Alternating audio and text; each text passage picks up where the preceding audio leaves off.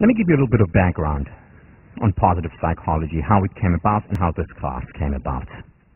In many ways, positive psychology is the brainchild, the product, the grandchild of humanistic psychology. What we have in humanistic psychology is essentially a reaction to the existing psychologies of the time. The founders, considered the founders of humanistic psychology, in fact called it the third force. Why the third force? Because the first force was behaviorism, the work of Skinner, the work of Watson, the work of Thorndike. This was the first force. The second force was psychoanalysis, the work of Freud, Jung, Adler to some extent. This was the second force. And the third force, humanistic psychology, came as a reaction to it.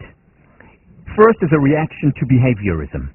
Behaviorism looks at the human entity, at the person, as basically a collection of behaviors, as a box, like a billiard ball knocked around by reinforcements, by punishment, by reward. And what humanistic psychology said was that we're much more than just a billiard ball being knocked around. We have a spirit, we have a soul, we have cognitions and thoughts that matter. It's not just behavior that's important for understanding as well as improving life. And then psychoanalysis, the second force. What psychoanalysis is about, basically understanding mostly through the subconscious. That's how you understand it. That's how you improve the quality of life. There are defense mechanisms, there are biological instincts, neuroses, and if we understand these very often dark forces, we're better able to handle and deal with life, understand as well as improve the quality of life. Humanistic psychology says a human being is much more than that, much more than biological instincts, much more than neuroses, much more than a person who exists in a Newtonian reality, like a billiard ball. We need to value much more the human being. We need to give much more dignity and freedom to the person. There was a problem. The problem was with humanistic psychology is that it lacked the rigorous methodology.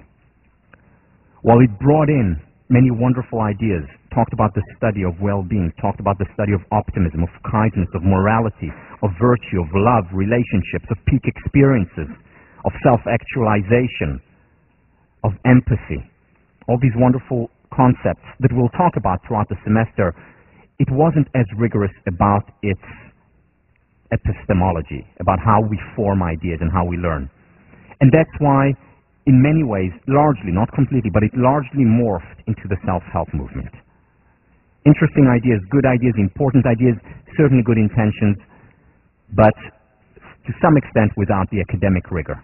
And that's why it lacked to have the impact on academia. That's why we don't have hardly any humanistic psychology classes offered at universities today. There are very few still around. And this is why also a lot of it became the New Age, essentially.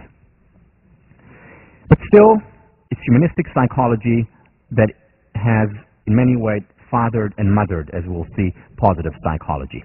So let's meet the grandparents. People like Rollo May, people like Carl Rogers, and more than anyone, Abraham Maslow. Was the American Psychological Association president, was a professor just down the road here at Brandeis.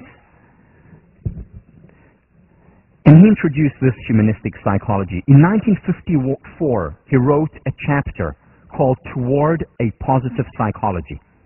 1954. In it, he said we need to also research kindness and goodness and happiness and optimism. In many ways, was way ahead of his time. Then, if Maslow is the grandfather, then Karen Horney is the grandmother. Initially a psychoanalyst, trained through the works of Freud, realized that the focus has been too much on the negative, on neurosis, on psychosis, and said we also, not only, but also have to focus on what is working in the human organism.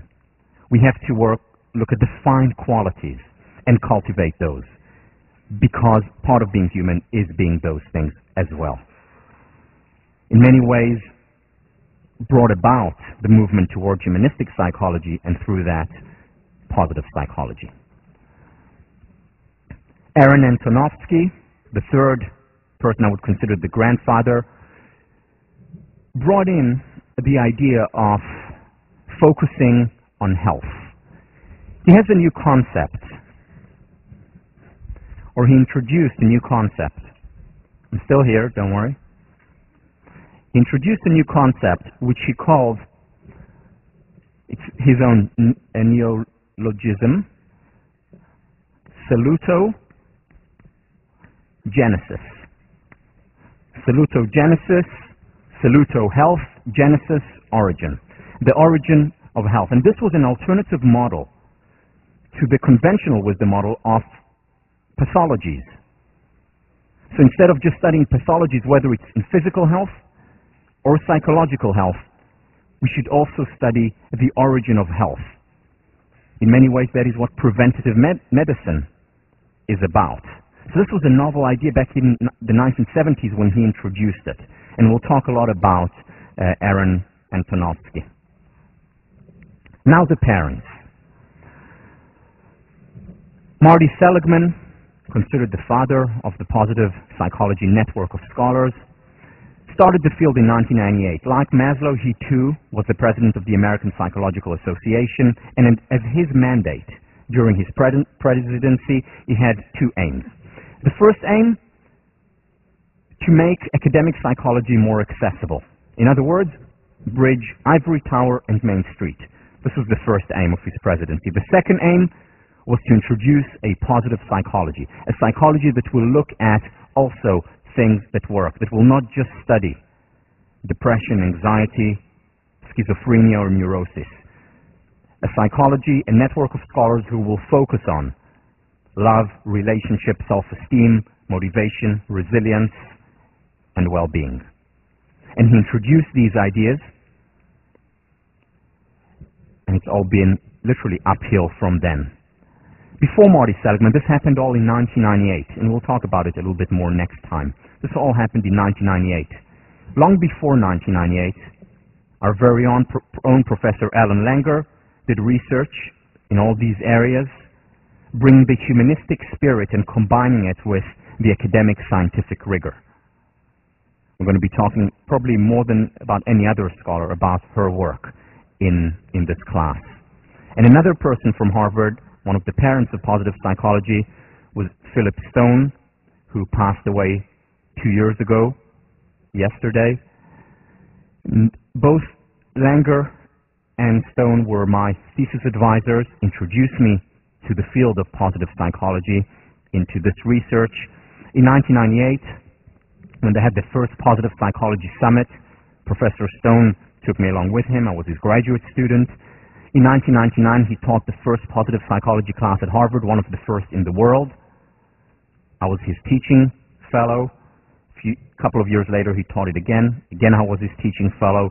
And then, when I graduated, he suggested that I take over his class. And here we are today.